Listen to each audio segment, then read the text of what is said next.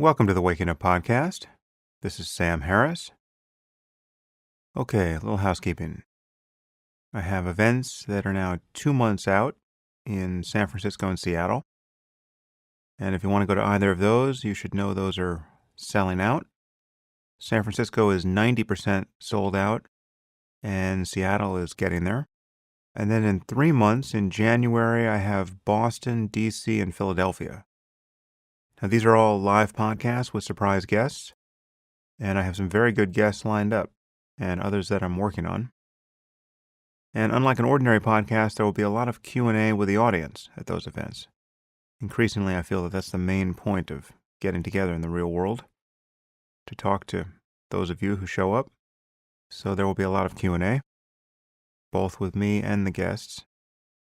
And I have more cities coming, so if you want to come to a live podcast, you can check the events page on my website. That's samharris.org/events. And if you want to hear about these things reliably, please join my mailing list on the newsletter page. And you might want to do whatever you can do on your end to see that my emails don't wind up in your promotions or spam folders. There's very little control that we have over that, but you can train Gmail or your email client to put things where you want them.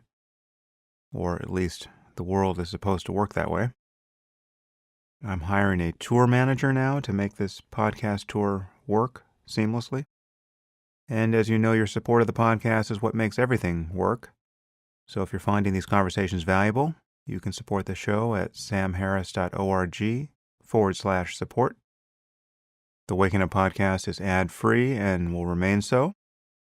As much as some of you would like me to sell you underwear and mattresses and protein bars made of crickets, it's not going to happen. As you know, I think the healthy future of digital content will arrive when we all begin supporting the work that we value online. And I am happy to stake the future of this enterprise on that premise. For virtually everything you can think of that's wrong online, ads are part of the reason why it's wrong. And often they're the whole reason. This will be increasingly a fork in the road that we have to choose the right side of. So in any case, I have staked out my position here. But in lieu of reading ads, occasionally I need to remind all of you that the show depends on your support. Like all podcasts, this podcast is free for everyone to listen to. But if you do find it valuable, you can support it to the degree that you do find it valuable. And honestly, I'm only able to do as much podcasting as I now do because some of you support the show. But I'd like you all to understand how I think about soliciting your support here. As I've said before, if you're in a fortunate enough situation financially where you can walk into a Starbucks whenever you want and spend $4 on a cup of coffee, you can do it today, you can do it tomorrow, and you really don't have to think about money in those increments, and you want to consider this podcast like an extra cup of coffee once a week or once a month, then your support is truly appreciated, because this really would not be a viable project without people like you deciding to support it.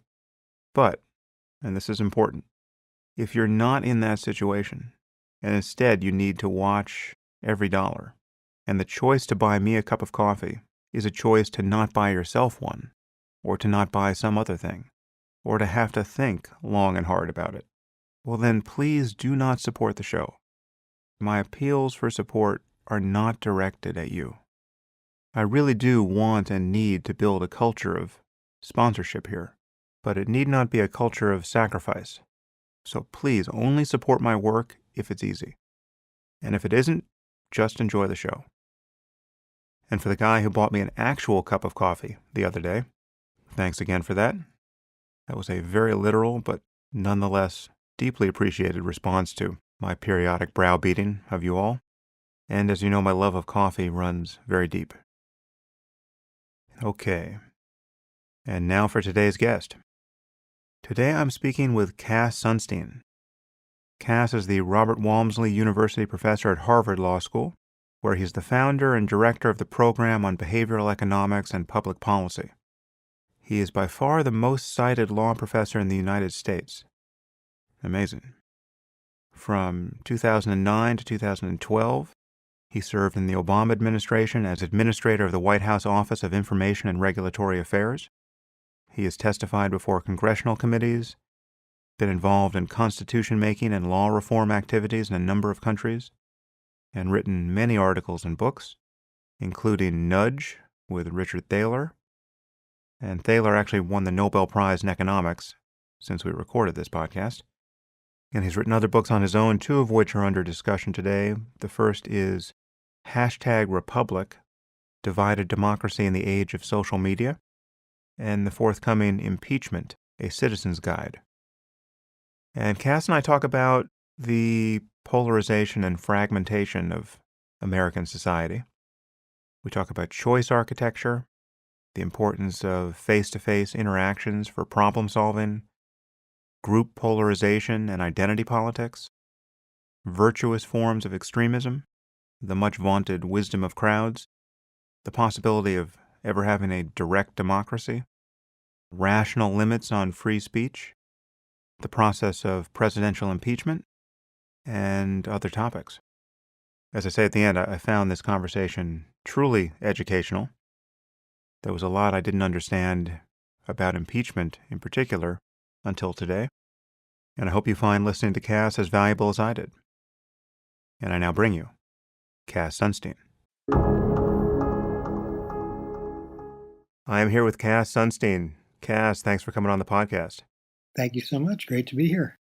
Before we jump into your book, there are actually two books I want to discuss. I'll start with #Republic, but perhaps you can just summarize your background. As you have a very diverse background. You've touched a lot of topics. You've served in government. How do you view your decades of work at this point? Work in progress.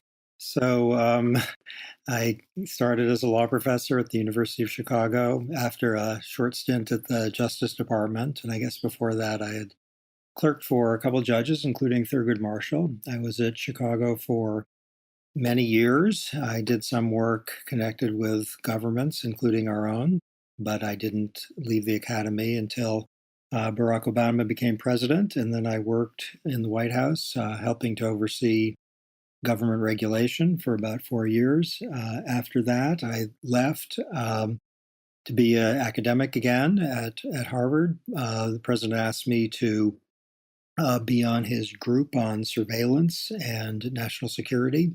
I did that for approximately a year. That was a part-time job as I was teaching. And after that, the Defense Department asked me to be on the Defense Innovation Board, which I was on up until quite recently, which works on the subject of national defense and innovation. Since I left government as a full-time job, that was in late 2012, I've worked with our government and various other governments on strategies that can promote health and increase safety and maybe help employment go up and poverty go down, environmental protection, and issues of that kind. And you and I have never met, but we have an editor in common. We've got Thomas Labine linking us. He's edited two of my books. I think he's edited maybe more of yours. He is fantastic. Yeah, he really is. Thomas is an amazing person and a kind person, and also a brilliant editor with real creativity about how to make things go, at least in my experience, in better directions. Yeah. Well, it's great to meet you virtually here. I want to focus on Republic first, and mostly because it's so timely. I mean, the other book I want to touch at the end, Impeachment, is also super timely. But when did you actually write Republic? It came out earlier this year, but when were you actually writing it? I was working on it for approximately, I'd say, 18 months before the election. So I actually finished it right about the time of President Trump's victory.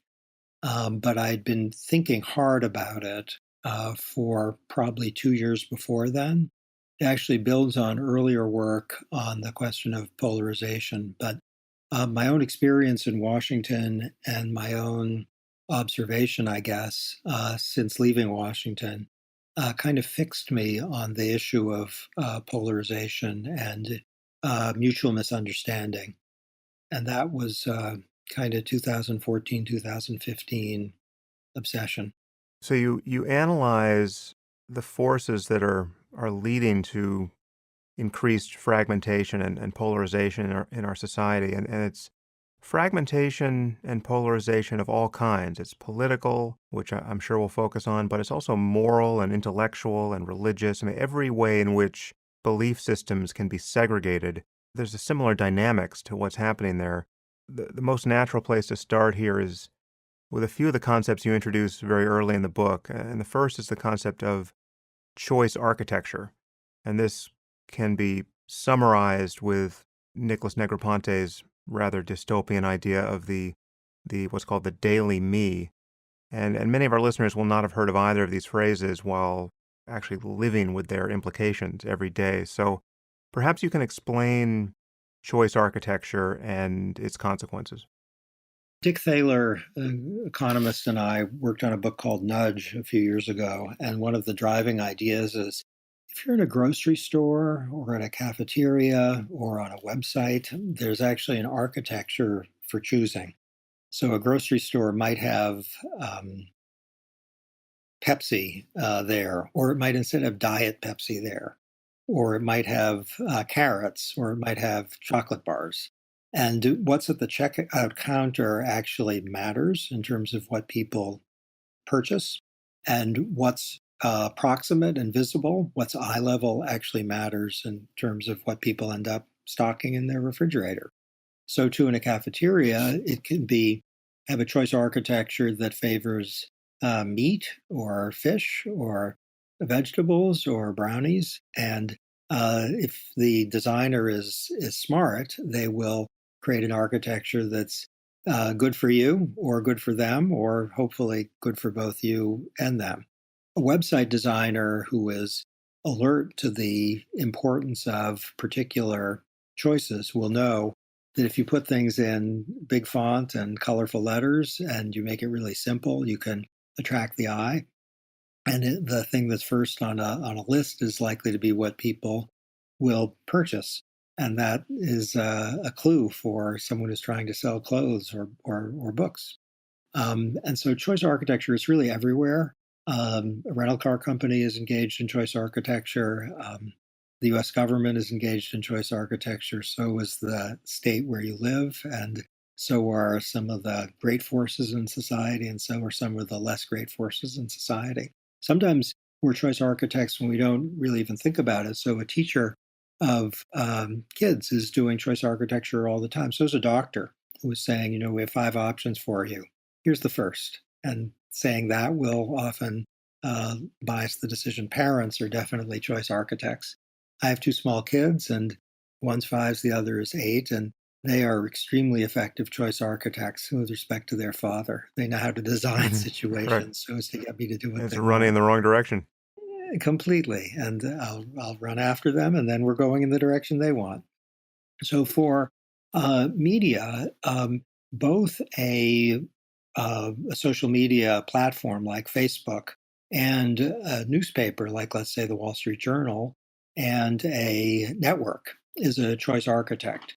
Facebook, let's take as an example, can have a news feed that has one kind of default choices. So it can say, we know from your choices and from our algorithm that this is the kind of thing that you look at, or we know that this is the kind of thing that most people look at, and it can feed you stuff that fits with your own political convictions, or it can feed you stuff that fits kind of with what the median person in your state likes, or it can feed you stuff that is serendipitous and diverse.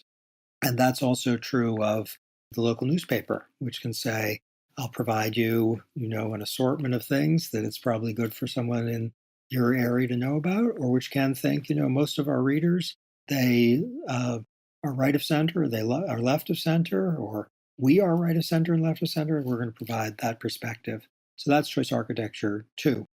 So choice architecture is everywhere. The term kind of suggests, I hope helpfully, that the architecture that we often just take as kind of a background fact or furniture of life often will have big effects on what we end up selecting. Now, the idea of daily me, which comes from the farsighted Nicholas Negroponte actually comes from a pretty long time ago, the 1990s. And he said, we're not going to have TV stations and general interest newspapers so much in the future.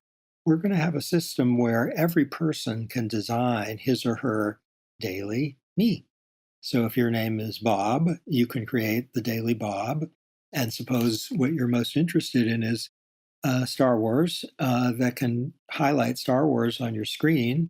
And suppose what you really think is the problem of unlawful immigration is spiraling out of control. That's your political focus. Your Daily Me can tell you both about the immigration problem, and it can talk about it in a way that you find congenial rather than silly or unhelpful. And so the Daily Bob can look one way, the Daily Mary can look a completely different way. And in a way, Silicon Valley has, for a long time, seen this power of personalized choice architecture, let's call it, as the ideal. That's heaven, that's democracy, that's freedom, so that each of us gets a news diet that isn't what anyone else thinks we need, but is specifically based on our own values and tastes. And obviously, the incentives for these companies run in the direction of more perfectly fulfilling this formula. And so, what we have essentially is an arms race for people's attention. And the daily me version of things one would expect would be stickier. If you can deliver me information which I find captivating and the algorithm keeps prioritizing that, and if I can be captivated by outrage, I can be captivated by desire. The ads get better and better at actually delivering me things that I will be tempted to buy. The incentives seem aligned to fulfill Negroponte's idea.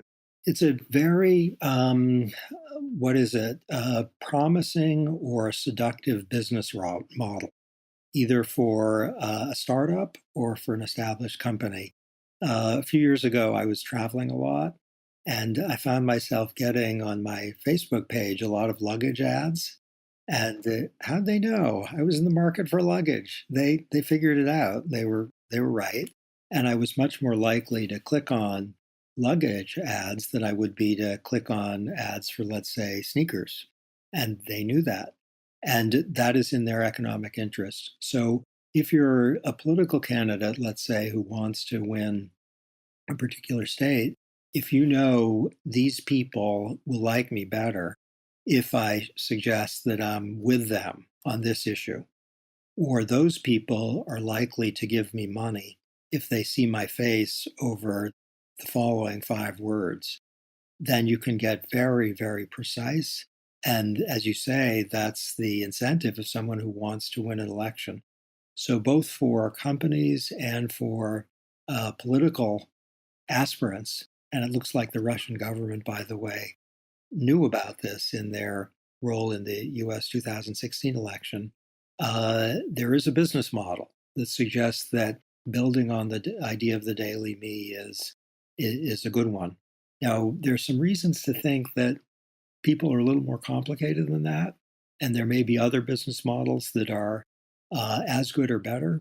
But certainly, we can call it the business model of the aughts, meaning the first decade of the 21st century. The daily me model has been all the rage. So, in opposition to this, you discuss the value of what you call serendipity. You've already used the word, and also irritation and shared experience. Describe what you mean by those three things. Okay, so there are three very different ideas. The idea of serendipity means that in a in a great city, large or small, it may be that when you go around the corner, you'll see a Lebanese restaurant or a sports event that you didn't know you had any interest in. Maybe the sports event is soccer, and you thought you were bored by soccer, but whoa, those kids are pretty good. Or the Lebanese restaurant you never tried, but looks interesting. And you might see some of the times a political protest about something. It might be Black Lives Matter, or it might be abortion is murder. And you might learn from that both what your fellow citizens think, and you might also think to yourself for a moment, maybe more than a moment, gosh, I didn't know that that was on the view screen of my neighbors, and maybe they have a point. And that can change your mind, it can change your life, and can certainly broaden your horizon. So the idea of serendipity is that a good choice architecture, let's call it, for communications has a lot of surprises in it. And some of these words aren't the most familiar. Choice architecture probably is, has too many vowels or something. The word architecture has a lot of them, but it's pretty familiar that if you go on a uh, a news station or a talk show that interests you, you'll see stuff that you never would have specifically said you want to hear about that, but it could be stuff that will be the most important thing you see that week or hear that week. So you might hear something about a problem or an initiative in India. And while you thought you had no interest in India, the problem is something that alarms you, or the initiative is something that you think, gosh, the whole world can learn from that, maybe benefit from that. And that can be, super important for people. And I think in individual lives, if you think about what your job is, or what you're reading, or who you're married to, or who your friends are, or how you got to do the thing you're doing a few hours from now, chances are there's some serendipity that played a huge role.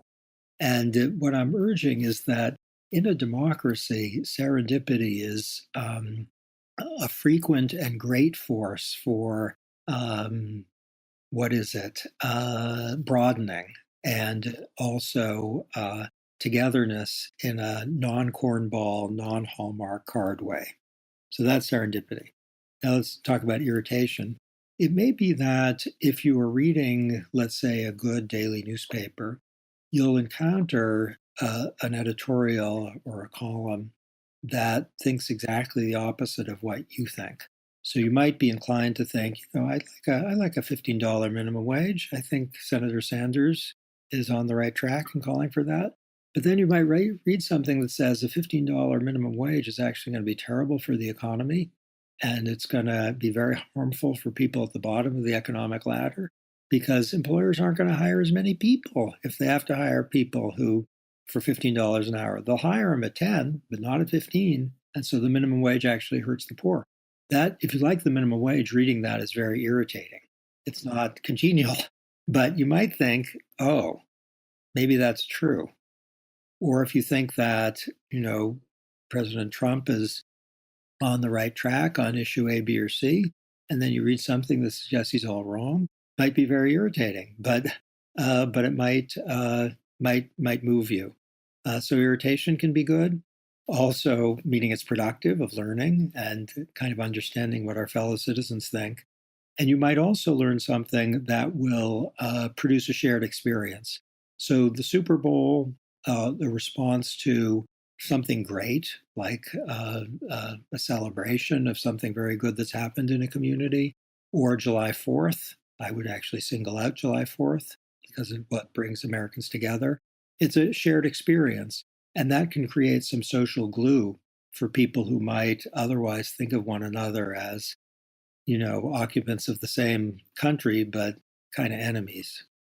To be clear, it's not just the information bubble we're talking about. We're talking about a lack of face-to-face interaction in many cases. So there's the whole phenomenon of telecommuting.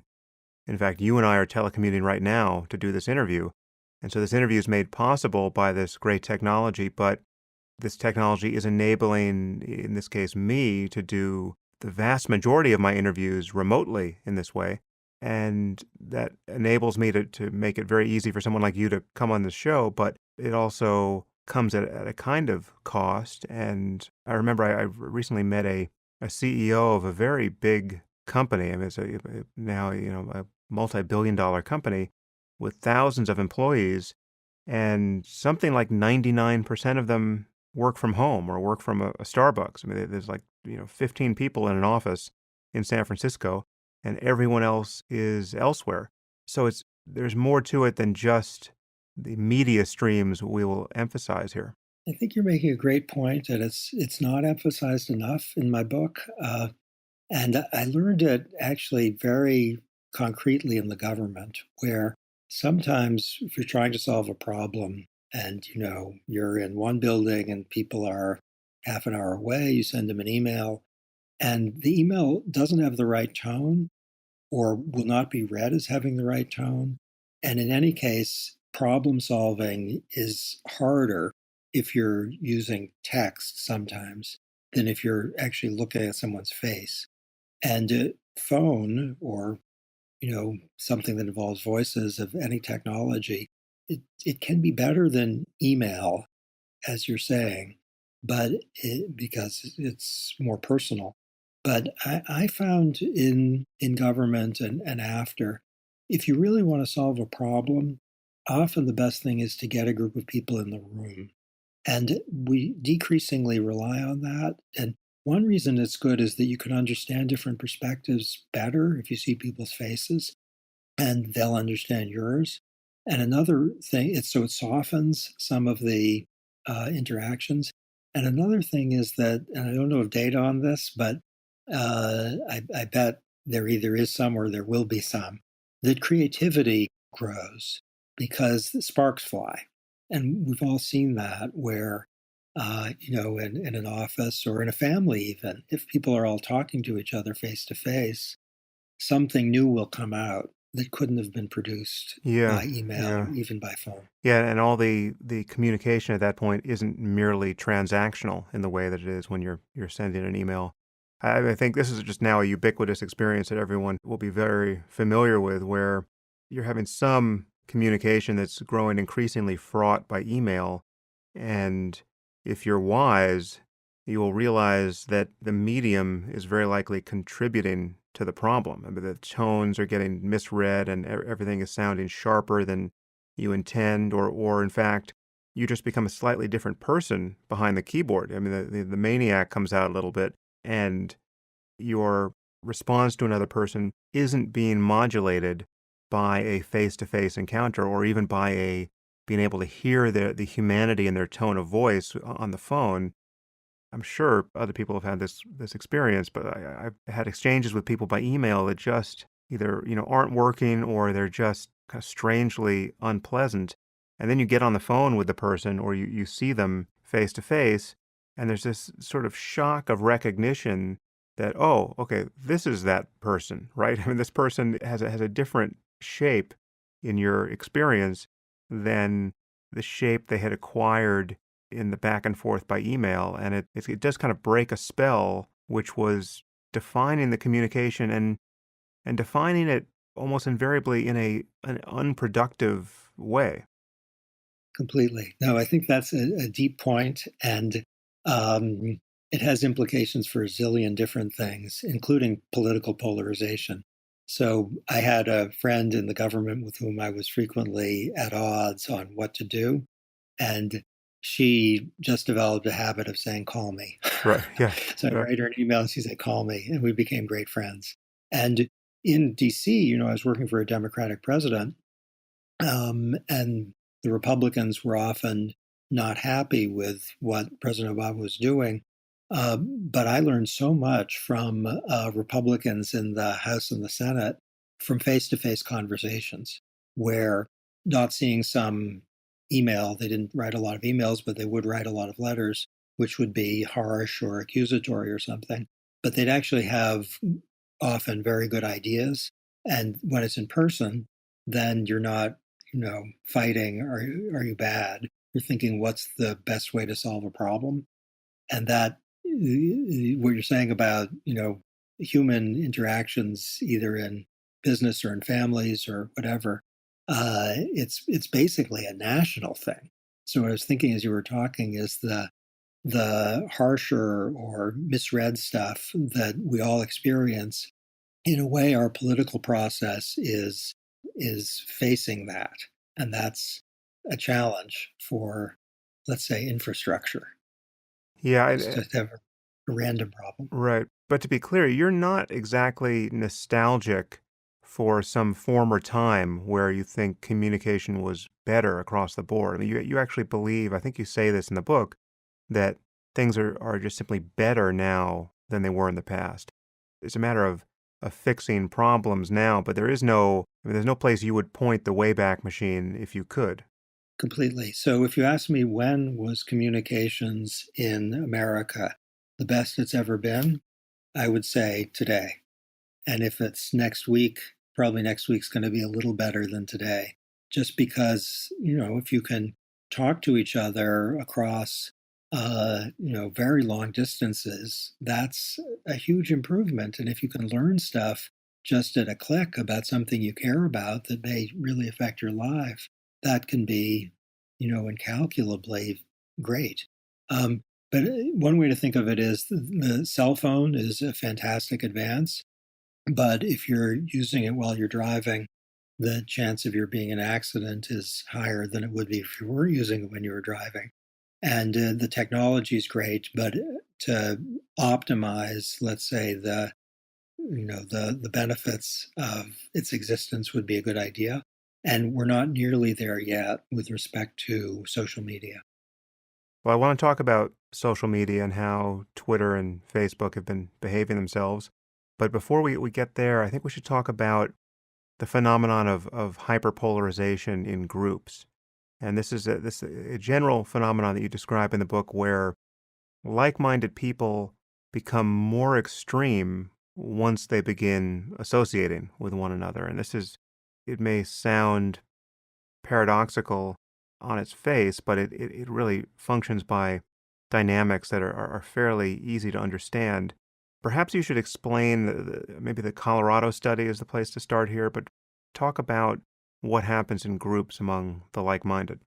Okay, so what we did in Colorado was to get a bunch of people in Boulder, which is a left of center, together to talk about climate change, affirmative action, and same sex unions. We asked them for their views privately and anonymously. Then we had them discuss the issues together and come to a verdict. And then we asked them to record their views privately and anonymously. And there was reason to expect that if you got a group of people together, they'd end up coming to the middle of what the group members privately thought, and that would be their verdict, and then they'd all be in the middle. But that's not what happened. They were kind of to the left on all three issues. They went way to the left on all three issues as a result of talking to each other. So the left of center people in Boulder had some diversity on climate change and affirmative action before they talked to each other. After they talked to each other, they were more extreme, they were more confident, and they were pretty well unified on all of those issues. This isn't just a left of center phenomenon. We did the same thing in Colorado Springs, which is right of center. And as the people in Boulder went whoosh to the left, the people in Colorado Springs went whoosh to the right. And it's just because they were talking with like minded others.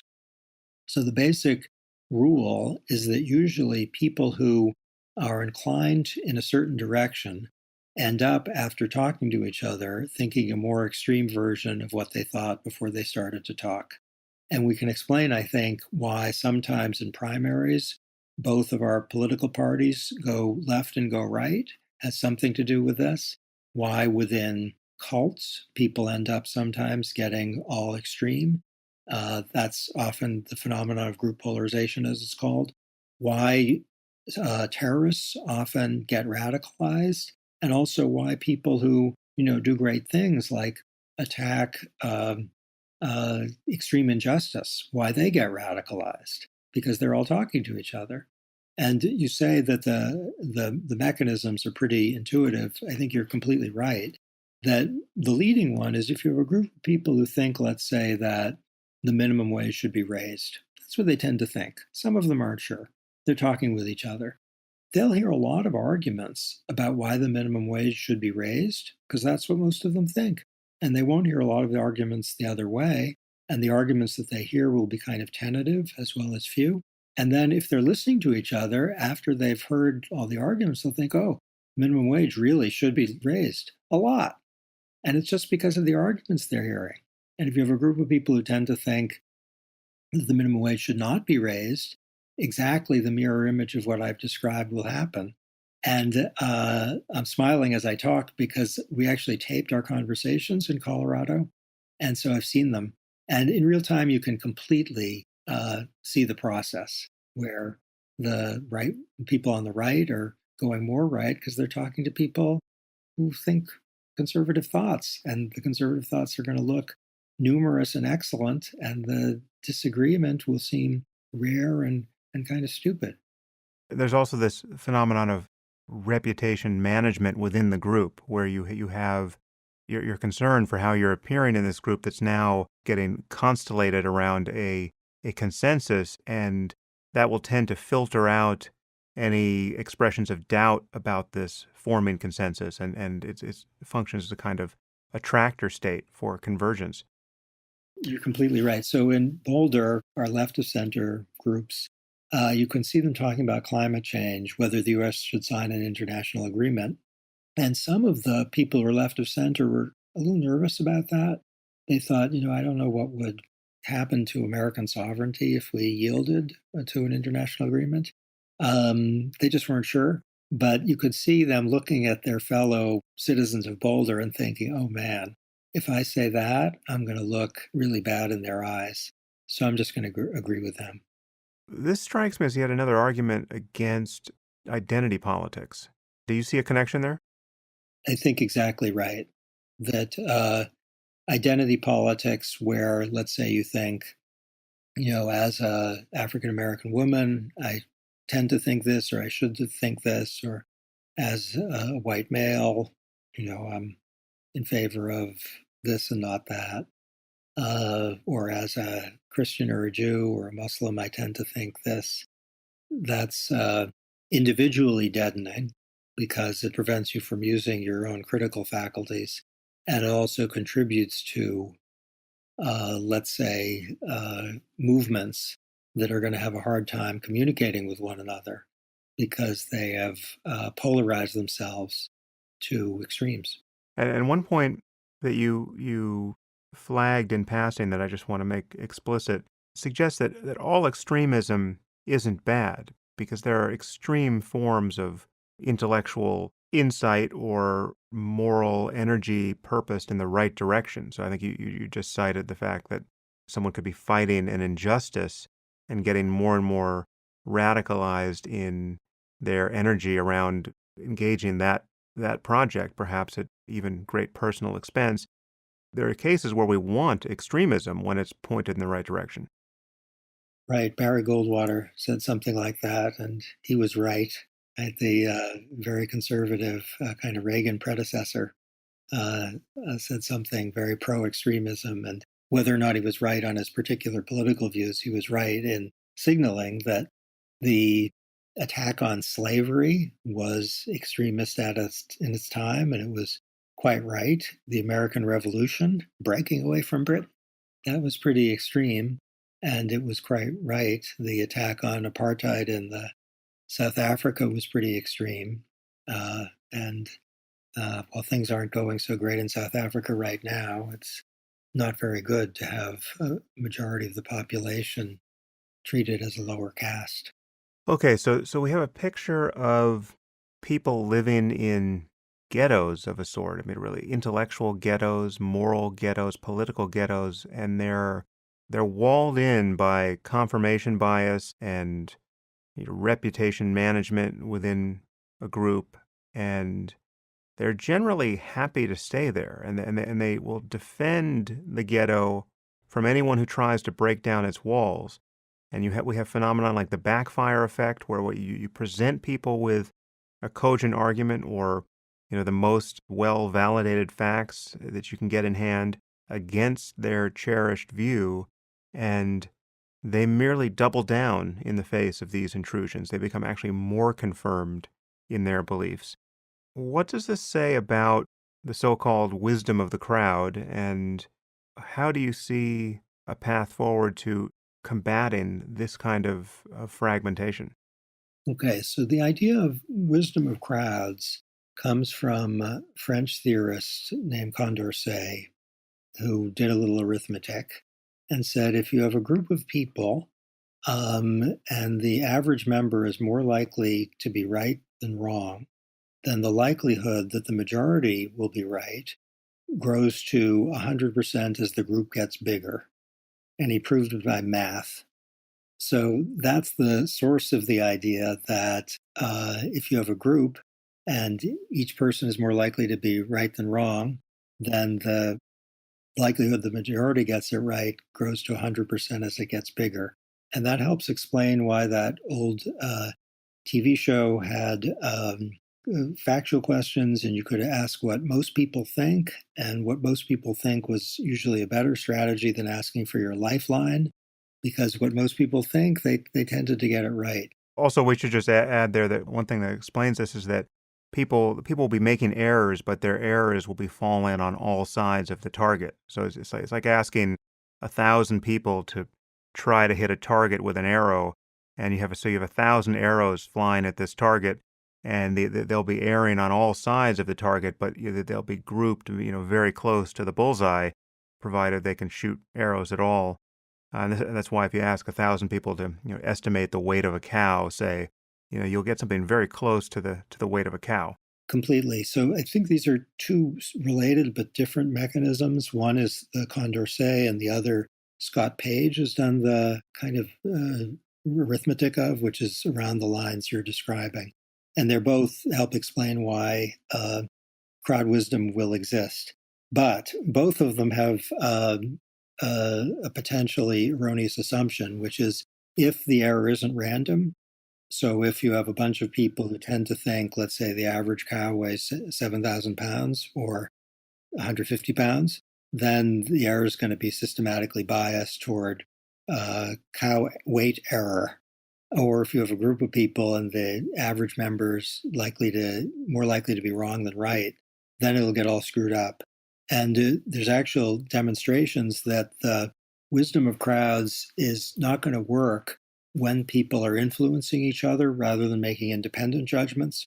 So if you have someone who says, I know that if you increase the minimum wage to $25 an hour, only good things are going to happen, and that person's credible, let's say, within the group, then the group is going to get all screwed up. And it'll be worse than if you ask them independently, because they wouldn't be influenced by that person who I think is making a mistake. And let's just suppose he is.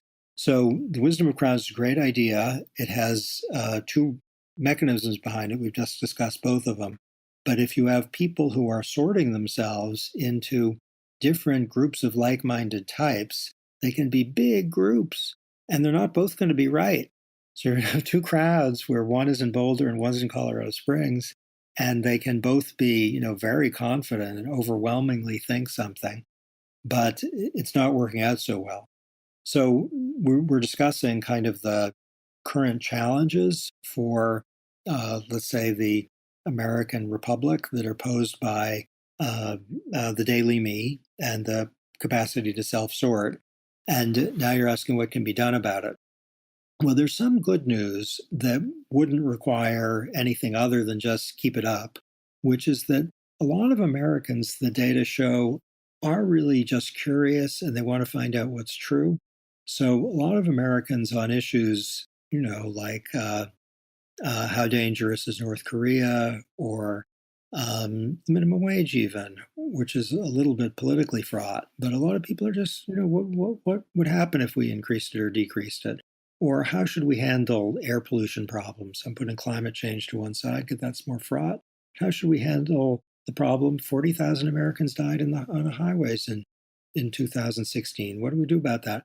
A lot of Americans are just curious and they want to figure out what's a good solution. And for them, the kinds of daily me problems are modest or not real. And a lot of people are using the kind of massive number of information sources now just to find out a lot of stuff. And they're not turning into let's say, the group polarization machines we're describing. So that's one bit of good news.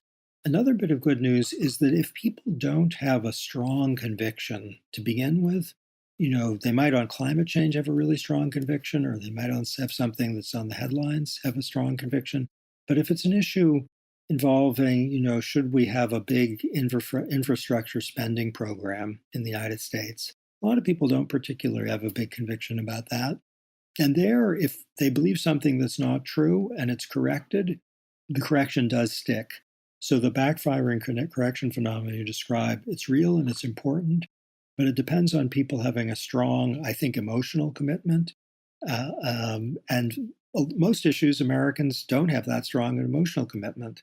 They might think, I think the Republicans are usually right, the Democrats are usually right, or they're both usually wrong. But it's not like I'm really invested in my beliefs. So that's more good news. In terms of the challenges we're facing, I think the solution goes back to choice architecture.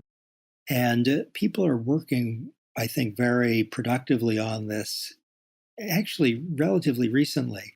So there's an app you can get called Read Across the Aisle, and I have it on my phone. And you can get sources with different perspectives. And if you are reading, a lot of blue sources or a lot of red sources, it's going to tell you. And it both supplies an architecture with lots of stuff in it, and it also has a little kind of nudge if you start entering a polarization machine. Did you know you're reading only blue things? So that's cool. There are also newspapers now, national newspapers, that are working pretty hard, I think, in view of the problems the country's been experiencing, to try to provide diverse perspectives on problems. They have features that say, read what different people are saying on issues, and that's helpful. Facebook itself has been working on its news feed and other features of the platform to try to counteract what in 2016 Facebook seemed to celebrate, which was something like the Daily Me. It's not doing anything particularly aggressive, and it's certainly not playing favorites, but meaning it's not saying we like the Democrats or we like the Republicans, but it's trying to provide people with some broader perspective, let's say, than an algorithm that was just focused on tracking their recent choices would provide. And that can be helpful. Also, for each of us, and I know this has influenced me, since I started working on the book, we can be very self-conscious if our information diet, so to speak, is narrowing us or is just making us smile all the time. If that's happening, chances are we're not learning as much as we should.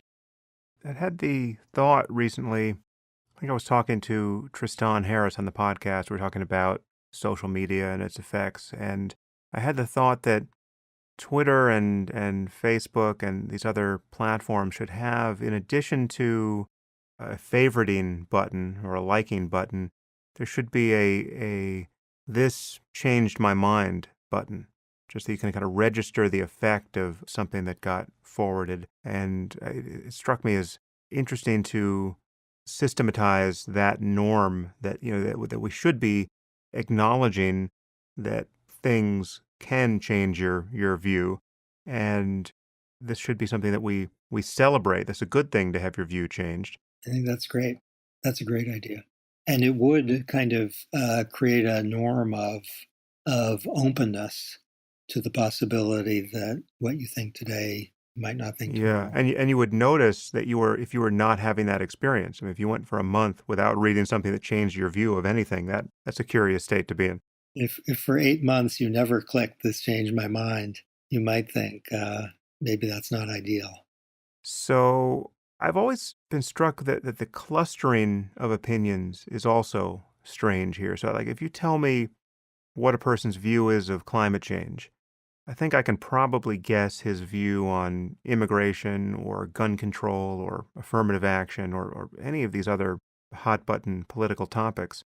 And I suppose in some cases there may be an underlying connection here. I guess, an opposition to government regulation may capture a few of those, although it seems to run in the opposite direction with respect to immigration. So if you don't believe in climate change or gun control because you're generally against the government getting a hand in your business, well, the government imposing limits on immigration is something that you would think you wouldn't want, but it kind of runs the other way. But there are other variables here that are also fairly predictive. I feel like I could probably guess people's views here if you just told me how likely they thought it was that Jesus Christ will be coming back to earth to raise the dead. So, what do you make of how beliefs are reliably segregating in this way? That's extremely interesting, and I have some speculations that I don't have a lot of confidence in. One is that people are taking partisan cues. So if you think, I'm a Democrat, what do Democrats think? And Democrats tend to think climate change is a big problem, gun control is a good idea, raising the minimum wage is also a good idea. Um, Fencing, building a fence between Mexico and the United States is a bad idea.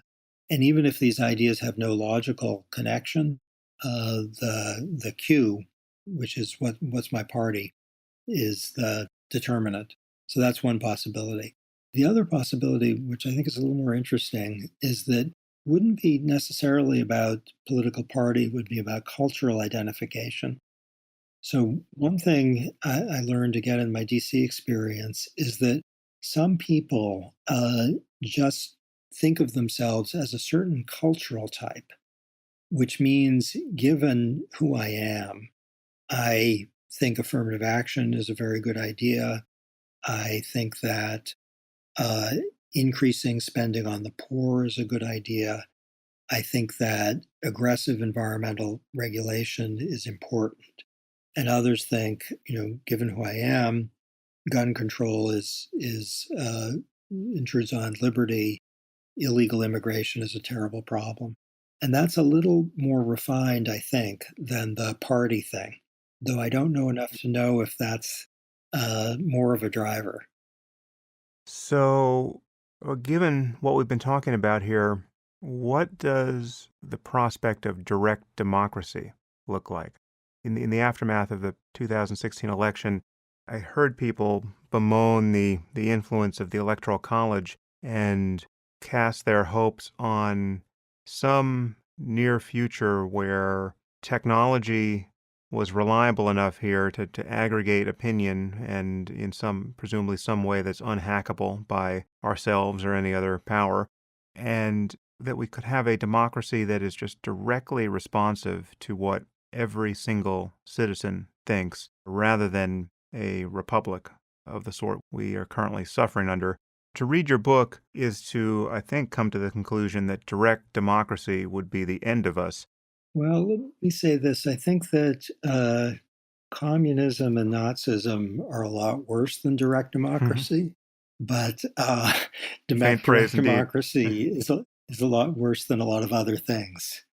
So the problem with direct democracy is that I think, as James Madison saw, we want to have a process that is both democratic in the sense that we, the people, are in charge, but also make space for deliberation and reflection, and a kind of mixed system where the voters vote for the representatives, but there are filters so that the representatives aren't thinking every day, what do most of the people I represent want me to do, but are instead thinking, I was elected to do a job. How do I do that best? That mixed system, as I'm calling it, is better. So if you had a direct democracy to elect officials, that would be preferable to a direct democracy that resolves every individual issue. So if you had a direct democracy deciding today, what should we do about infrastructure spending and what should our budget look like with respect to the opioid epidemic, or what should the Environmental Protection Agency do about particulate matter, or how should the Department of Transportation handle the uh, increase in motor vehicle deaths in 2016. That would be really extremely bad, because that's people are busy and they think about their children and their jobs and what their lives are involved in, and we delegate to public officials who are subject to us some power to make particular choices given how they're supposed to spend their days. And that was James Madison's view. So this is a very long-winded way of saying direct democracy isn't a cure for what ails us. the point gets sharpened up in the examples you gave of deciding specific matters of policy, and you could extend that to something like whether we should have a nuclear first strike on North Korea, given some provocation. Imagine just subjecting that to an online poll and having that be vulnerable to whatever conspiracy theories or fake news is getting spread in the meantime. Those are topics I also want to touch.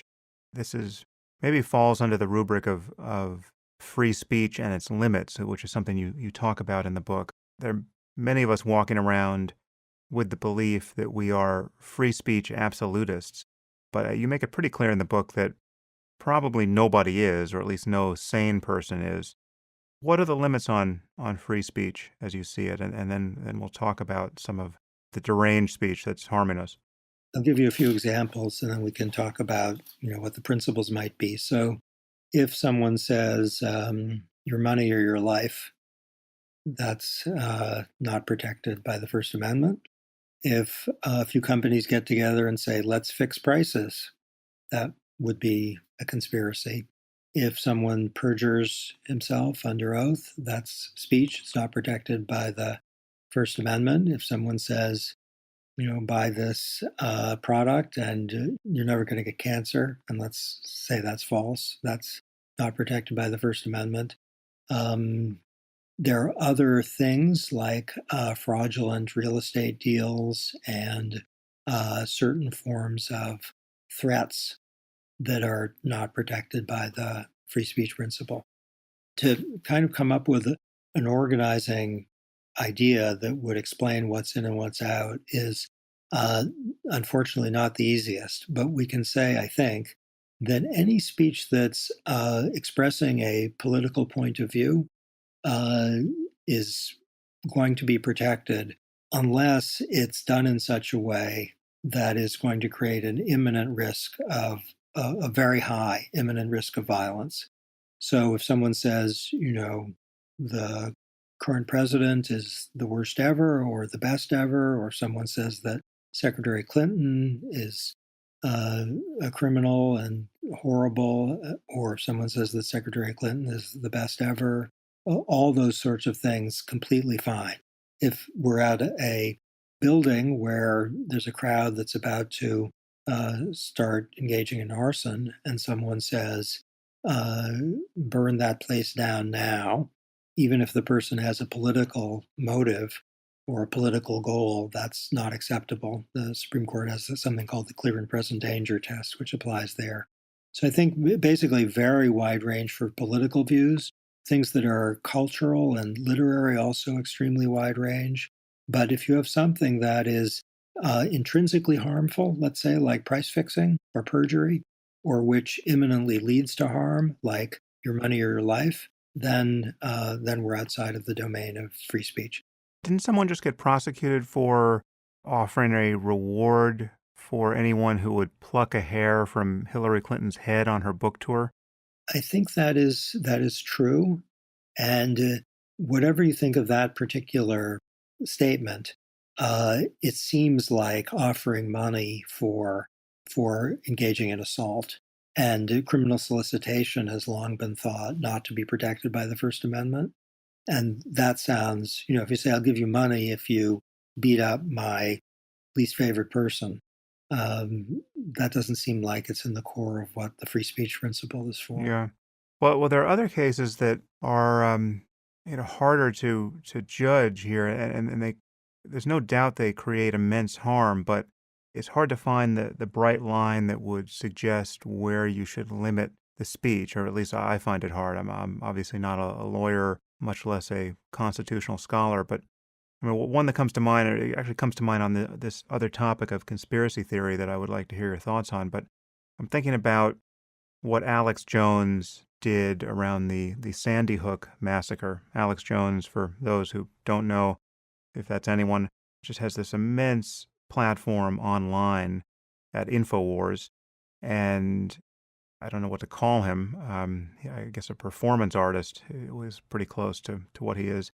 But he claims to be thinking thoughts that he believes, and he indulges in every conceivable kind of conspiracy thinking. And the conspiracy he was thinking out loud about here was that the Sandy Hook massacre was a hoax organized by President Obama to justify the confiscation of firearms throughout the U.S. And so, all those dead children really weren't dead, and their parents were faking their bereavement.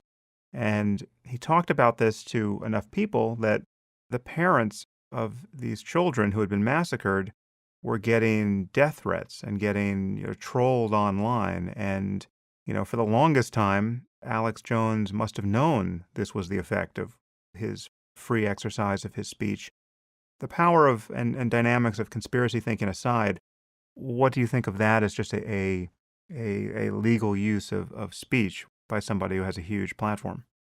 I think that we should be very cautious before allowing regulation of stuff like that. So, if there's statements that are, let's say, sincere about some horrendous thing the government is doing, to allow the government to regulate that risks overshooting the mark in a way that insulates the government from things it shouldn't be insulated from. It gets maybe a little harder if the statements are false and known to be false. But even there, the idea that the legal system can make nice distinctions between sincere and insincere conspiracy theories, that's really tough. So I'd want to give a lot of breathing space for that. The kind of testing case for the free speech side, which I'm taking now, involves libel. And if you knowingly lie about someone, you say that person is a murderer, and it's false, then you can be sued by that person for libel. And that's the Supreme Court, which is very protective of free speech. The Supreme Court has said if you lie on purpose, it's false, then the libel law can be invoked by the person. And then I guess the hard question for me would be, suppose you lie about Sandy Hook or you lie about anything. It's not libel, but it's causing comparable harm to libel. There's a discussion to be had. But since there's a tradition of saying people get to protect their reputations against knowing lies, that kind of reasonable to say we can continue that tradition.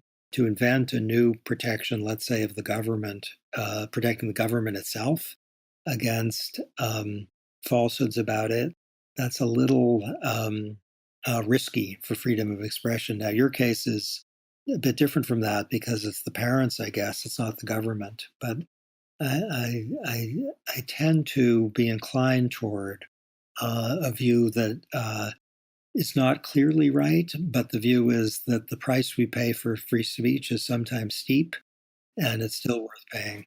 Yeah, what about something like doxing someone? So I know people who have significant security concerns who have been doxed. For people who are not familiar with that word, doxing is to reveal where somebody lives and other details about them online, maliciously. There are people, Muslim reformers and ex-Muslims, say, Muslim apostates, who have been doxed or have their families doxed by people who know how heightened their security concerns are, and this is done for the purpose of making their security concerns worse. Now, it's not the same thing as explicitly suborning their murder, and the people who do this sometimes do it under the cover of being journalists. Like this is just factual information. I'm just putting it out here that so and so lives here. Here's a Google Earth shot of their house. But it strikes me as it is a conscious effort to increase the likelihood that these people will come to harm. How do you view that? It's a great one. I'll tell you my association. The Supreme Court said that newspapers have a right to publish the names of rape victims in cases in which the state is trying to keep those secret. And I think the Supreme Court was completely wrong on that, that if the state is trying to protect the privacy of someone who's been raped, the system of free expression doesn't mandate that a newspaper can say, this person of this name was raped yesterday. I think that was a terrible decision. And this has a little bit of a feel of that, where it's a particular person who's being targeted, not in the sense of being disclosed that something bad had happened to them, but of being, as you say, more subject to a risk of a bad thing.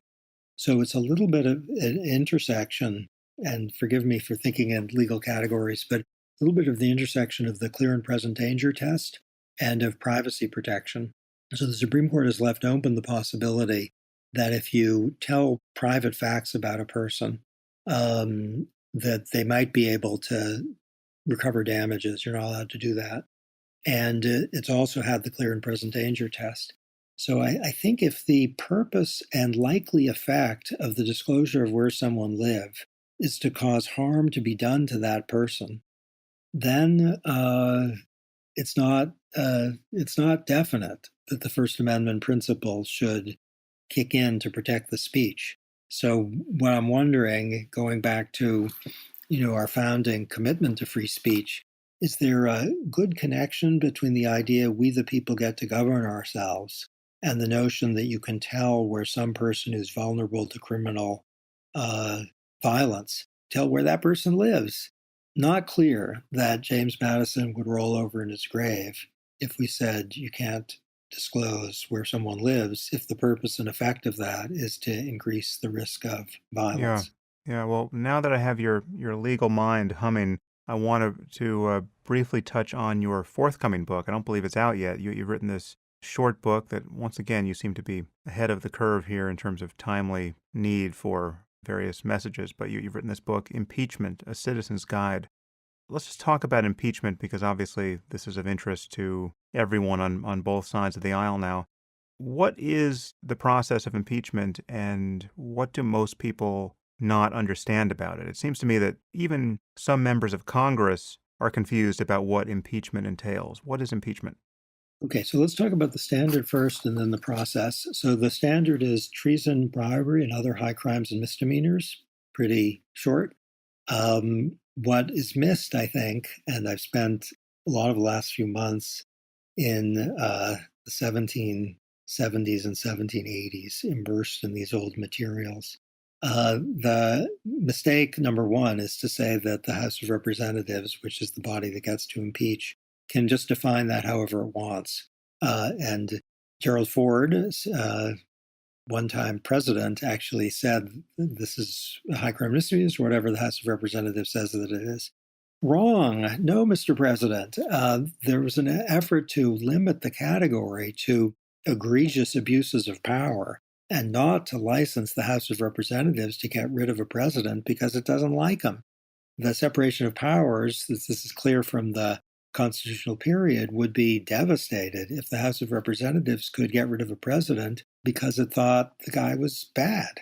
The purpose is you need an egregious abuse of presidential power. So that's mistake one, to say the House gets to decide. Mistake two, which Nancy Pelosi, sad to say, made not long ago, is to say the question is whether the president has committed a crime. Not so. The president may have committed a crime and not be impeachable. So if the president jaywalks or shoplifts or doesn't pay his income taxes, those are all crimes, but those aren't impeachable offenses. Those aren't high crimes and misdemeanors in the sense that the founding generation understood them. High crimes and misdemeanors meant abuse of presidential power. And if you jaywalk or shoplift or don't pay your taxes, you're doing what anyone, sad to say, might do, and not what you're able to do by virtue of the fact that you have presidential powers. So some crimes are not impeachable at all, even though they're real crimes and they're quite serious. At the same time, maybe you haven't committed a crime. Maybe you've said, I'm going on vacation in Paris for the next 6 months because I love Paris. You are impeachable for doing that because you're not doing what the president needs to do, which is to be president. And if you're on vacation in Paris for 6 months, you're abdicating your responsibilities. If you say as president, I'm going to pardon every police officer who shot an African American because Black lives don't matter, that's impeachable. And James Madison was very clear on that abuse of the pardon power is impeachable. If you use the power of the presidency so as to abridge people's civil rights and civil liberties in some terrible way by locking people up or not giving people fair trials or saying that, because you're a certain type. You're a gun owner, therefore we're going to go after you, or you're a Muslim, and therefore we're going to go after you, or you're an extremist, and therefore we're going to go after you. That's impeachable. And in the founding generation, the people in Massachusetts were especially clear about that, which is beautiful because the American Revolution started in Massachusetts. And abridging civil rights and civil liberties, abusing the pardon power, going on vacation in Paris, none of those are crimes. So a mistake is to say you need to commit a crime, and a mistake is to say if you committed a crime, you're impeachable. The core of it is you need an abuse of the powers you have by virtue of the fact that you're president.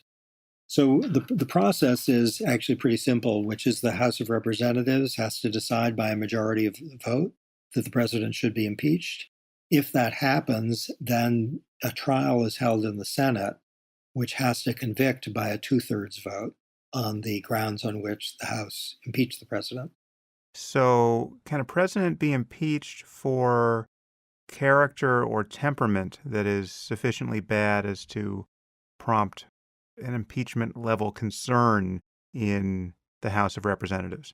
No. So some people thought that Lincoln was depressive, and that was a big character flaw. And many people thought that President Clinton had terrible character, and many people thought President Nixon had an awful character. Many people thought President Obama's character was not what we want in a president. I should note I'm a big admirer of President Obama, but many people weren't. And bad character, bad temperament, those are not high crimes and misdemeanors. The Constitution is very clear. You need an act that is a basis for impeachment, not a disposition. Well, presumably bad character and or temperament get displayed by action. So if the president takes his pants off at the next press conference and starts ranting, granted, that's not far from what he's already accomplished at other press conferences, at least to my eye.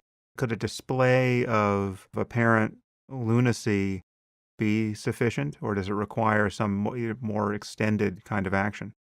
It's a great question, and it was discussed in the founding period and actually more recently. So I'd want to distinguish between the 25th Amendment, which allows you to get rid of a president for inability to perform the tasks of the office, and the impeachment clause, which is about high crimes and misdemeanors. So if the president is lost his mind, let's say, his faculties are gone in some way that isn't completely extreme, but which is reasonably viewed as obvious, then the 25th Amendment is the vehicle. But the kind of trick in the 25th Amendment is the people who get rid of the president for that are the vice president and the cabinet, unless Congress provides otherwise, and Congress hasn't. And it would take a pretty extreme case for the vice president and the cabinet to conclude that their boss has lost his capacity to do his job. Possible, but it would take an extreme case. But the 25th Amendment is about capacities. The impeachment clause is about, Hamilton, I think, put it best, abuse of power. And if the president is taking his pants off in news conferences or, saying very wild things, we'd have to say that one of those things was a high crime or misdemeanor. And the pants off, that's not the loveliest thing to imagine, whoever the president is, but it would not be an impeachable offense. Somehow I think it would be a high crime, but we'll know it when we see it. I guess it's interesting here because I think this is a point you make in the book that we want to think about impeachment in a truly unbiased way. I mean, this you have to think about this machinery being applied to a president you admire by people who don't admire him or her, and that should rein in your passion for applying it to a president you hate. I haven't seen you speak or write very much about Trump, and perhaps you don't want to get dragged into a conversation on his character, but I did read at least one op-ed you wrote where you talk about grace, and you at one point you said, "Our nation has never had a president more lacking in grace." And grace, on your account, really is not some a feat or dispensable thing. It really is a bulwark against violence. I think you wrote this in the aftermath of Charlottesville. And it contains a kind of moral wisdom that avoids the most extreme forms of conflict. And as you point out, grace directly relates to a person's character, and it's the opposite of things like cruelty and moral ugliness. And so it's a very big deal.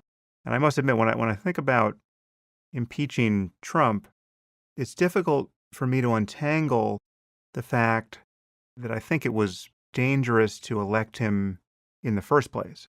And I'm getting from your description of the impeachment process now that these things should be separable. I mean, if you think that someone is totally unqualified to be president, and you think that he's a monster of selfishness and really a dangerous oaf and con man, and if you think that these attributes actually raise real risk of disaster in the world, really at every point in his presidency, it sounds like on your account here, that shouldn't be synonymous with thinking that he should be impeached. That something more would have to happen for you to actually think that. Yeah, there's a lot in what you said. The basic answer is yes. So maybe we can talk about grace first.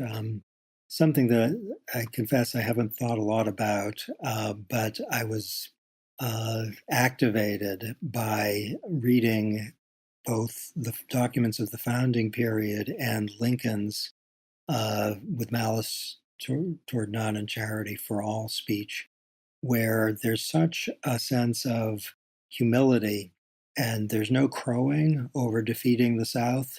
There's tenderness in it. And there's a sense that if you win, you don't gloat. You kind of do everything you can to take care of and make larger the people who were defeated. And a loser, using a loser, not as a term of opprobrium, but just people lose. A loser can show grace also in politics or in anything and not blame the cheating or the system, but give credit. But I think it's especially important for winners and powerful people like Lincoln and any president to show grace. And we haven't got that. And I think we have much worse than gracelessness, very unfortunately. And I say that because, I was a Republican growing up in Massachusetts, and it shouldn't even be necessary to say that both Americans who were in the Republican Party and elected representatives who are Republican, God bless them, or hats off to them or whatever. And the current president doesn't have what's the right word, the something that I'm thinking of Senator Chambliss or Senator Roberts or Senator McConnell, whom I know, and in my own interactions with him, he's a person of tremendous grace, even though he's in a very partisan position. And that's a problem. But getting to impeachment, something like gracelessness or ugliness wouldn't be a justification for impeachment. But abuse of the pardon power by any president would be. The question of obstruction of justice, which loomed large both for Nixon and for Clinton, is under circumstances that involve protection of the White House against a legitimate investigation. Obstruction of justice, now we're talking about the domain of the impeachable. Working with other countries in a way that is compromising our own democratic process. Now, I don't think there's any evidence that President Trump did that, but there are allegations. And so if we're talking about, principle, in the Constitutional Convention itself, the idea of working with other countries to become president was called out as a basis for impeachment. So if you have someone who's, has terrible flaws, let's say, and they don't manifest themselves in any bad acts, some people would say that President Johnson had terrible character throughout his presidency, but that it didn't result in bad acts for most of his presidency. If that's how we are, then we're not talking about impeachable stuff. But if we have any president, Democratic or Republican, who character manifests itself in an abuse of power, then we're talking. And the link to the American Revolution, I think, is a key to understanding what impeachment was about. Impeachment's pretty obscure, but the American Revolution isn't. And impeachment was thought by the American revolutionaries themselves to be what they were, part of what they were fighting for, to ensure that we didn't have anything that replicated the experience of living under a king. And to have a president as powerful as ours, that was actually super controversial in the Constitutional Convention and in the ratification debates. I don't think we would have had a constitution without the impeachment mechanism, which Hamilton himself and Madison in the Virginia Ratifying Convention kind of specifically called out as a way of making sure we weren't betraying the principles for which the revolution was fought. And this isn't, dead history, that whatever the president's last name is, whether it starts with O or T, to think of this stuff as kind of alive rather than dusty is to keep faith with, what makes American exceptionalism real rather than just something shouted. Well, listen, Cass, it's been an education and a real pleasure to talk to you, and I'm sure our listeners feel the same. Is there anything else you want to say about what people should be thinking or doing, or where they should find you online? All I would say is two things. Great thanks to you for a fantastic conversation, so I'm super grateful. And though I worked for many, many months and ridiculously countless hours in trying to understand what impeachment is about, the book is on sale for something very close to zero. And I don't know what I think about Yes, that, but that's true. It's not quite zero, but it's close to zero. It doesn't sound like a get-rich-quick scheme, but hopefully it'll move the message far and wide. I think that's the hope. If you're enjoying the Waking Up podcast, there are many ways you can support it at samharris.org/support. As a supporter of the podcast, you'll get early access to tickets to my live events, and you'll get exclusive access to my Ask Me Anything episodes, as well as to the AMA page on my website, where you can pose questions and vote on the questions of others. And please know that your support is greatly appreciated. It's listeners like you that make this show possible.